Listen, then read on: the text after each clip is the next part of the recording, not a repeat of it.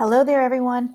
Mrs. Caulfield here, ready to read Chapter 10 of Junie B. Jones and the Stupid Smelly Bus. This is the last chapter of the book, and it's called Me and That Grace. The man with the can unlocked the girls' bathroom for me, and I ran right in there. And guess what? I made it. That's what. I didn't have an accident on my skirt that looks like velvet. That was a close one, I said. And then I washed my hands in the sink and I looked in the mirror, and that gold star was still on my forehead. I think it looked very beautiful up there. After that, I went down the hall, and the man with the can bended down to me and said, "Everything okay, sis?" he said. And I nodded and I said, "I holded it." I was very happy. Then all of a sudden, there were lots of people running at us. There were firemen and policemen, and there was a tall lady rolling a bed on wheels. "Hey," I said to the man with the can, "what happened? Did someone get run it over or something?" Then I saw Mrs. and Principal and Mother, and they were running at us too. And then Mother bended down and hugged me real tight.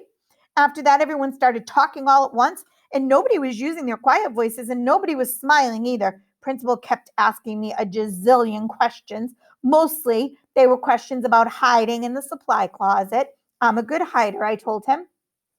Principal was acting a little bit grumpy. He said I wasn't allowed to do that anymore.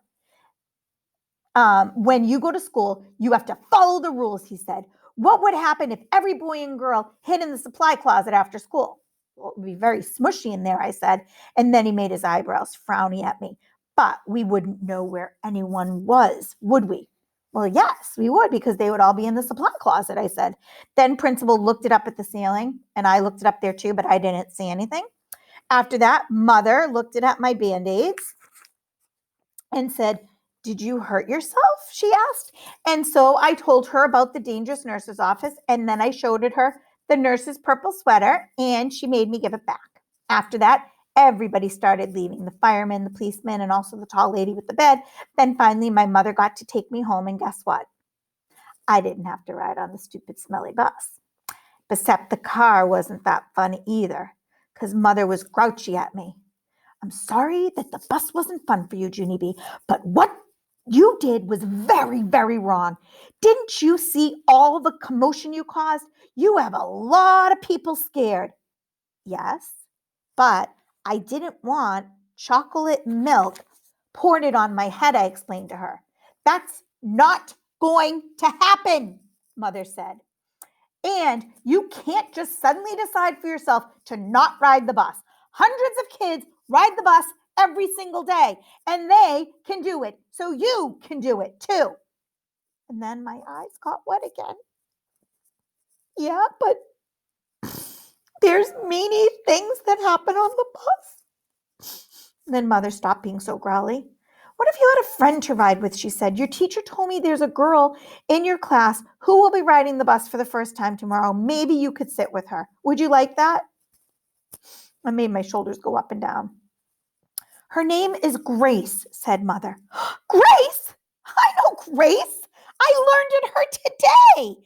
And so when we got home, Mother called it Grace's mother, and they talked it. And then me and that Grace talked it too. And she said hi. And I said hi.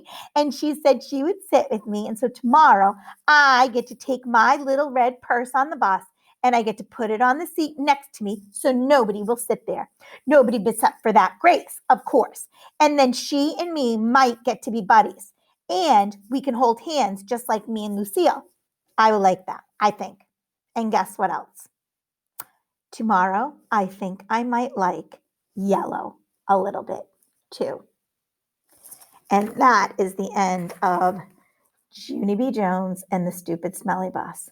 I have another story picked out for you, but you're going to have to wait and see until Monday. Until then, be good.